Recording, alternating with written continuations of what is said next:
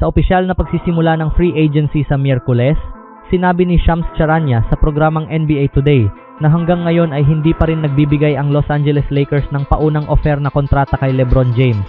May isang check-in call na ginawa base sa aking nalalaman noong unang bahagi ng free agency nang pinayagan na ang mga koponan na makipagnegosasyon sa sarili nilang mga free agents, sabi ni Charania. Mula noon, wala nang gaanong komunikasyon base sa aking nalalaman sa pagitan ng Lakers at kampo ni LeBron James at higit sa lahat, wala pa ring alok na kontrata.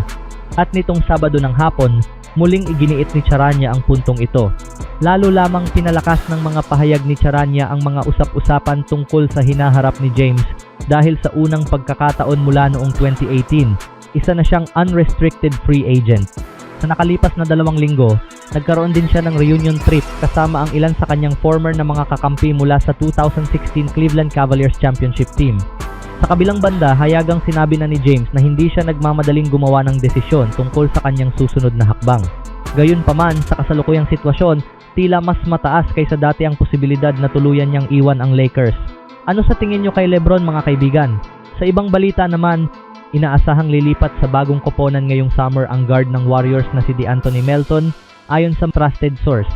Naglaro si Melton noong nakaraang season sa ilalim ng isang minimum salary contract at may hawak siyang 3.45 million na player option para sa susunod na season. Nauna nang iniulat ni Anthony Slater ng ESPN na inaasahang tatanggihan ni Melton ang option na iyon upang subukan ang open market, ngunit hindi nito inaalis ang posibilidad na bumalik siya sa Golden State. Si Melton, 28-year-old, ay nagkaroon ng mas malaking papel sa opensa kaysa sa inaasahan noong 2025-26 dahil sa mga injury ng kanyang mga kakampi. Ang veteranong combo guard ay nagtala ng career high na 12.3 points, 3.2 rebounds, 2.6 assists at 1.6 steals sa loob ng 23 minutes kada laro sa 49 games, kabilang ang 24 na pagsisimula bilang starter. Bagamat nagtala si Melton ng career best na 50.5% shooting sa loob ng 2-point range noong nakaraang season at isang matatag na 82.6% sa free throw line, nahirapan naman siya sa kanyang tira mula sa 3-point line, kung saan naipasok lamang niya ang 29.4% ng kanyang mga 3-point attempts. Sa 5 season bago ang 2025-26, may average siyang 38.3% shooting mula sa 3-point line. Narito ang ibang balita tungkol sa Warriors. Parehong interesado ang Golden State at si Kristaps Porzingis na magkasundo sa isang bagong kontrata ayon sa trusted source. Ayon sa mga source, ang dalawang panig ay aktibong nakikipag-usap tungkol sa kontrata. Nauna nang iniulat na may lumalakas na posibilidad na magkasundo ang Warriors at si Porzingis sa isang panandaliang kontrata. Pinaniniwala ang naghahanap din ang Warriors ng karagdagang lakas sa kanilang backcourt ayon kay balita, partikular ng isang secondary playmaker sa posisyon ng guard. Kaugnay nito, sinabi ng mga source na target ng Warriors si former Arizona guard na si Braden Burris gamit ang kanilang ika-11 overall pick sa draft. Naniniwala ang koponan na maaaring bumaba si Burris hanggang sa kanilang pwesto matapos piliin ng Atlanta at Dallas ang ibang mga prospects sa ika-8 at ika-9 na pwesto. Gayunpaman, pinili ng Bucks si Burris sa ika-10 overall pick dahilan upang piliin ng Warriors si Axel Lendeborg, isa ring manlalarong mataas ang tingin ng koponan. Samantala may nakahabol na high IQ center sa Warriors. Bakit pinili at kinuha ng Golden State Warriors si Lachlan Olbrich at ano ang maitutulong niya sa Warriors at ano ang dapat asahan ng mga fans? Isa sa mga pangalang hindi gaanong pinag-uusapan sa NBA draft ngunit maaaring maging malaking sorpresa para sa Golden State Warriors ay si Lachlan Olbrich. Bagamat hindi siya kasing sikat ng ibang rookies, malinaw na may nakita ang Warriors sa kanyang laro na nagtulak sa kanilang piliin siya. At kung may isang koponan na kilala sa pagtuklas ng mga underrated na talento at paghubog sa kanila bilang mahahalagang bahagi ng roster, walang duda na kabilang dito ang Golden State Warriors. Ang unang dahilan kung bakit pinili ng Warriors si Lachlan Olbrich ay ang kanyang versatility. Sa modernong NBA, napakahalaga ng isang big man na hindi lang nakatayo sa ilalim ng ring. Kailangan marunong magpasa, gumawa ng tamang desisyon, tumakbo sa fast break, at kayang maglaro sa iba't ibang sistema. Ito mismo ang isa sa pinakamalaking lakas ni Olbrich. Hindi siya iyong klaseng player na kailangang laging may bola para maging epektibo. Marunong siyang gumalaw ng walang bola, mahusay siyang mag-set ng screens, at alam niya kung kailan dapat mag-cut papunta sa basket. Ang ganitong klase ng laro ay perpektong akma sa offensive system ni Steve Kerr na nakabatay sa mabilis na ball movement, player movement, at tamang spacing. Isa pa sa mga dahilan kung bakit gusto siya ng Warriors ay ang kanyang mataas na basketball IQ. Sa halip na pilitin ang mahihirap na tira, mas pinipili niyang gawin ang tamang basketball play. Marunong siyang magbasa ng depensa, gumawa ng mabilis na desisyon, at hanapin ang open teammate. Ito ang klase ng manlalarong madaling makakasabay kina Stephen Curry at Draymond Green dahil pareho silang umaasa sa mabilis na paggalaw ng bola at tamang execution. Sa depensa naman, hindi man siya itinuturing na elite shot blocker, may kakayahan siyang bantayan ng iba't ibang posisyon. Dahil sa kanyang magandang footwork at mataas na effort, kaya niyang makipagsabayan sa mas maliliit at mas mabilis na manlalaro kapag kinakailangan. Ito ang isa sa mga katangiang matagal nang hinahanap ng Warriors sa kanilang frontcourt rotation.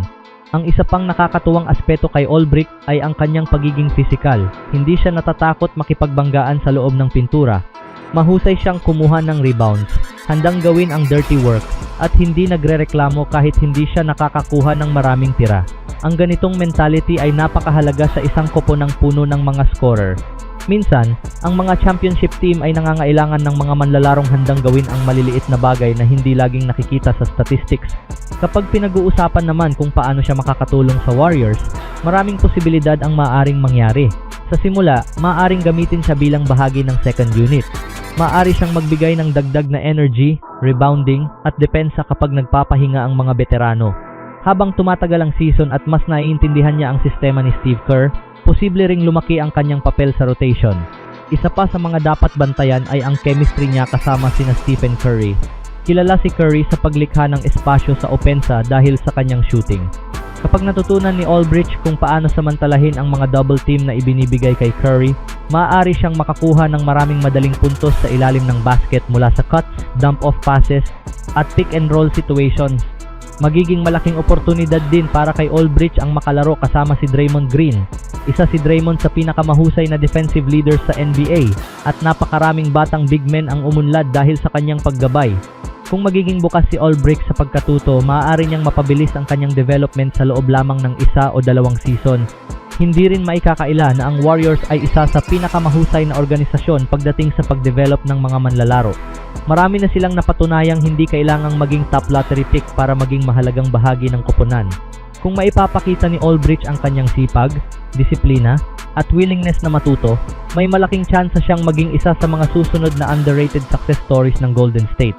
Ang pinaka-exciting na bahagi kay Lachlan Olbrich ay hindi lamang ang kanyang kasalukuyang kakayahan, kundi ang posibilidad ng kanyang magiging paglago. Hindi pa siya umaabot sa kanyang pinakamataas na potensyal. Bata pa siya, patuloy na umuunlad ang kanyang laro at papasok siya sa isang organisasyong kilala sa pagpapalabas ng pinakamahusay sa kanilang mga manlalaro. Isipin ninyo ito. Isang masipag na forward na may mataas na basketball IQ, mahusay gumalaw ng walang bola, kayang ipagtanggol ang iba't ibang posisyon, at handang gawin ang lahat ng maliliit na bagay para manalo.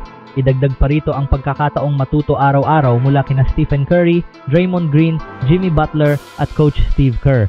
Hindi ito basta magandang sitwasyon, isa ito sa pinakamagandang development environment para sa isang batang manlalaro. Kaya kahit hindi pa siya kilalang pangalan ngayon, huwag kayong magugulat kung pagdating ng kalagitnaan ng season ay mas marami ng fans ang magsisimulang makapansin kay Lachlan Olbrich. Maaring hindi agad siya maging star, pero mayroon siyang lahat ng sangkap upang maging isang napakahalagang rotation player para sa Warriors sa mga darating na taon. At kung magpapatuloy ang kanyang pag-unlad, posible siyang maging isa sa pinakamagandang hidden gems ng draft class na ito isang manlalarong hindi gaanong napansin noong draft ngunit kalaunan ay magiging mahalagang bahagi ng tagumpay ng Golden State Warriors.